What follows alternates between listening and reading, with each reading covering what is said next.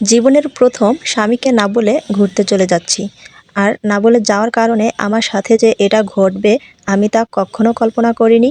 তো কি হলো আমার সাথে, এটা জানতে হলে আমার পুরা ভিডিওর সাথেই থাকুন। আসসালামু আলাইকুম, কেমন আছেন সবাই?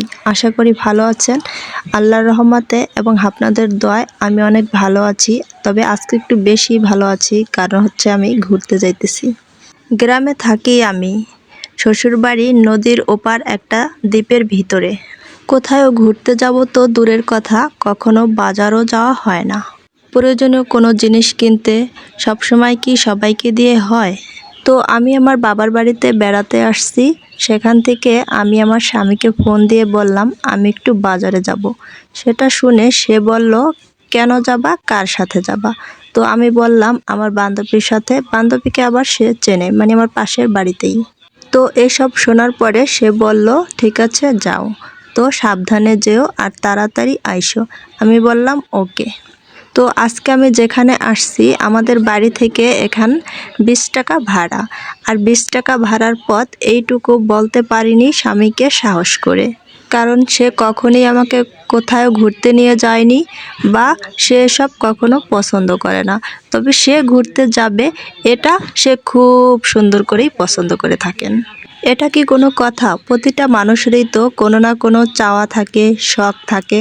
কথায় আছে রশি যদি বেশি টাইট দেয় তাহলে সেই রশি ছিঁড়ে যায়। এটা কিন্তু একটা বাস্তব কথা। বিয়ের আগেও আমি কোথাও ঘুরতে যাইনি। স্কুল থেকে শিক্ষা সফরে গিয়েছে, তখনও আমার বাবা আমাকে যেতে দেয়নি। বলেছিল যে বিয়ের পরে হাজবেন্ডের সাথে যাবে। তো বিয়ের পরে দেখি হাজবেন্ডের ঘোরাঘুরি অনেকটাই পছন্দ। তবে সে বিয়ের আগে যেখানে যেখানে ঘুরতে গিয়েছে সেটা আর আমি নাই বলি, কারণ তখন তো তার জীবনে আর আমি ছিলাম না। সে একা ছিল, সে তার বন্ধু বান্ধবের সাথে ঘোরাঘুরি করত, সেটা কোনো ব্যাপার না। কিন্তু বিয়ের পরও সে কয়েক জায়গাতেই ঘুরতে গিয়েছে। ঘুরতে যাওয়ার আগে আমাকে সে কিছু কথা বলতো, আর সেটা হচ্ছে, দেখো এখানে তোমাকে নিয়ে যাওয়ার আমার অনেক ইচ্ছা ছিল, কিন্তু কয়দিন হয়েছে বিয়ে হয়েছে, এখন যদি তোমাকে নিয়ে যাওয়ার কথা বলি তাহলে বাড়িতে থেকে কি বলবে বলো? আমি বলতাম ঠিক আছে যান, কোনো সমস্যা নেই, আমি যাব না। আমি তার কথায় বুঝতে পারতাম যে সে আমাকে নেওয়ার মতো তার ইচ্ছা আছে। তবে সে যে আমাকে নিয়ে যাবে এই কথাটুকু সে বাড়িতে তার বাবা মায়ের কাছে বলার সাহসটুকু তার ছিল না। এখন কথা হচ্ছে মানুষের শখ, ভালো লাগা এসব কতদিন থাকে বা কত বছর থাকে? এই বিয়ের পরে নতুন নতুন কয়েকটা বছরেই, তারপর বাচ্চা হয়ে গেলে আর সব শখ আহ্লাদ শেষ হয়ে যায়। এখন তো আমি 2 বাচ্চার মা, এখনও আমার এসব ঘোরাঘুরির বা কোনো কিছুই পছন্দ বা শখ নেই।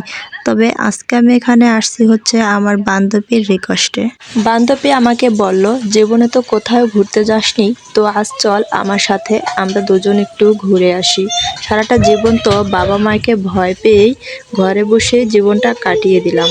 বান্ধবী আমার জীবনের সবটা জানে, কারণ একদম ছোট বয়স থেকেই তার সাথে বেড়ে ওঠা, স্কুল জীবন, পড়াশোনা সব কিছু। আমার বাবা ছিল এক কথায় বাঘ। তার ভয়ে কোনো ছেলে বন্ধু আমাদের বাড়িতে আসবে তো দূরের কথা, কোনো মেয়ে বন্ধু আসতে পারতো না। কি আর বলবো, বিয়ের আগেও 4 হাত পা বাঁধা ছিল, আবার বিয়ের পরও 4 হাত পাও বাঁধা। এখন কথা হচ্ছে প্রতিটা পুরুষকেই তার বউয়ের মনের ভাবকে প্রাধান্য দেওয়া উচিত, কারণ একটা মানুষকে ভালোবাসা দিলেই তার থেকে ভালোবাসা পাওয়া যায়। আপনি যদি আপনার বউয়ের প্রতিটা ভালো মন্দ খোঁজ খবর নেন, পছন্দ অপছন্দ জিজ্ঞেস করেন বা খোঁজ খবর রাখেন, তাহলে একদিন দেখবেন আপনার প্রতি আপনার স্ত্রীর ভালোবাসা এবং যত্ন দ্বিগুণ পরিমাণে বেড়ে যাবে। কারণ মেয়েদের মন এমন, তারা কারো থেকে একটু ভালোবাসা পেলেই তাকে তার জীবনের থেকেও বেশি ভালোবাসতে শুরু করে দেয়। তো ফ্রেন্ডস, আমরা ওখান থেকে চলে আসছি ফুচকা খাওয়ার জন্য। এখন আমরা 2 প্লেট ফুচকা অর্ডার করেছি। আর এই যে আমার ছেলে, এটা হচ্ছে আমার ছোট ছেলে, ও এখন ফুচকা খাবে। তো ফ্রেন্ডস, আমাদের সাথেই থাকুন। আমরা ফুচকা খাওয়া দাওয়ার পরে আমরা আবার আরেকটি জায়গায় ঘুরতে যাব। আর এই ফুচকাটি দেখতেই অনেক সুন্দর লাগছিল, খেতেও দারুণ হয়েছিল। আমি এগুলো ভিডিও করে নিয়ে গিয়েছিলাম। আর আমার স্বামীকে বাড়িতে যাওয়ার পরে একটা ভিডিও দিয়েছিলাম, তখন সাথে সাথেই সে আমাকে ফোন করলো আর ফোন করে বলল যে তুমি কোথায় গিয়েছিলে। তার ফোন আসার সাথে সাথেই আমার আর বুঝতে বাকি নেই যে সে কেন আমাকে ফোন করেছে। তো আমি আমার মনটাকে শক্ত করলাম যে কখনো তো কিছু বলিনি, আজ আমাকে কিছু বললে আমিও তাকে চড়া জবাব দেব, সেজন্য ফোনটা আমি ধরলাম। তো তারপর সে ওই কথা বলার পরেই আমি তাকে বললাম যে কেন যেতে পারি না? কেন, আমি তো বেশি দূরে যাইনি, কোনো ছেলেদের সাথে তো যাইনি, আমি তো আমার মেয়ে বন্ধুর সাথেই গিয়েছি। আমারও তো একটা মন আছে না? আমি এতদিন পর আমার বাবার বাড়িতে বেড়াতে আসছি, এখানে আমার বান্ধবী আমাকে যেতে বলছে তাই আমি গিয়েছি, এখানে সমস্যা কী? আপনাকে যদি বলতাম যে আমরা কোথাও যাব, তাহলে কি আপনি নিয়ে যেতেন বা বলতেন যাও? এটা তো বলতেন না। আপনি তো আপনার বন্ধুর সাথে কত জায়গায় যান, রাত 10টা বাজে আসেন বাজার থেকে বন্ধুদের সাথে আড্ডা দিয়ে, কই তখন তো আমি কিছু বলি না। যদি কোথাও যাওয়ার কথা বলি তাহলে কত সুন্দর সান্ত্বনা দেন, হ্যাঁ যাব, কিছু টাকা হোক হাতে, তারপর সবাই মিলে ঘুরতে যাব। যখন বাচ্চা হয়েছে তখন বলছে বাচ্চাটা একটু ছোট, বাচ্চাটা বড় হোক তারপর আমরা ঘুরতে যাব। তারপর বাচ্চাটা বড় হতে না হতে আরেকটা বাচ্চা, এখন আবার বললে যে এই বাচ্চাটা একটু বড় হোক তারপর আমরা ঘুরতে যাব। কবে হবে আপনার সময়? আমি বুড়ি হলে নাকি? তাহলে আপনি আমার জন্য একটা সানগ্লাস আর একটা সুন্দর করে লাঠি বানিয়ে রাখবেন, কারণ আপনি যখন আমাকে ঘুরতে নিয়ে যাবেন তখন তো আর আমি এই বয়সী বা এই মন মানসিকতার থাকবো না, তখন লাঠি আর সানগ্লাস অবশ্যই লাগবে আমার। আমার এসব কথা শুনে আমার স্বামী ফোনের ওই পাশ থেকে বলে উঠল যে এবার থামো, গিয়েছো ভালো, আমি তো তোমাকে কোনো বকা দেইনি। একথা বলে আমার স্বামী ফোনটা কেটে দিল। তো ফ্রেন্ডস, এখন আমি যেখানে আছি এই জায়গাটা দেখতে অসাধারণ ভালো লাগছে আমার কাছে, তবে বেশি খারাপ লাগতেছে কারণ হচ্ছে আমি যদি কাশফুলের সময় এখানে আসতাম তাহলে পরিবেশটা আরও বেশি সুন্দর লাগতো। আল্লাহ, বাচ্চাটা কিভাবে রাস্তার মাঝে পড়ে গেল?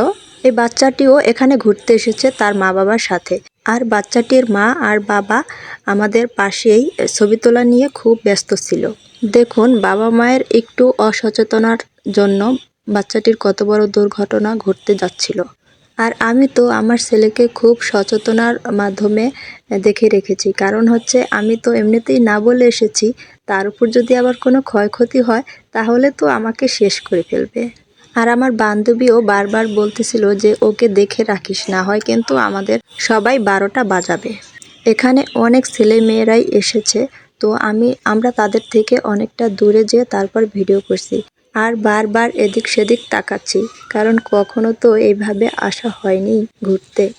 আর এখানকার আকাশটার কথা কিন্তু বলতেই হয়, কারণ আকাশটা অনেক বেশি সুন্দর লাগতেছে।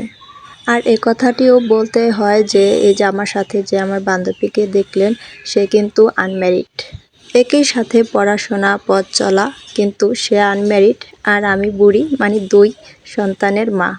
এত ঘনিষ্ঠ ছিলাম, এখন চাইলেও আমি তার সাথে দেখা করতে পারি না।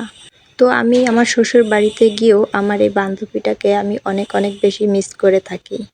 তো ফ্রেন্ডস, আমি আমার স্বামীকে না জানিয়ে কেন এখানে আসলাম তা তো শুনলেন। এখন কথা হলো যে তাকে আমি আমার জীবনের প্রথম এতগুলো কথা শোনালাম, এই কথাগুলো শোনার টাইম তার হয়েছিল, তাকে কথাগুলো বলতে আমি বাধ্য হয়েছি। একটা কথা মনে রাখবেন, কোনো বই কিন্তু কোনো কারণ ছাড়া নষ্ট হতে পারে না। তো এখন আমি আপনার সাথে কথা বলতেছি, যে এই মুহূর্তে আমার ভিডিওটি দেখতেছেন তার সাথে।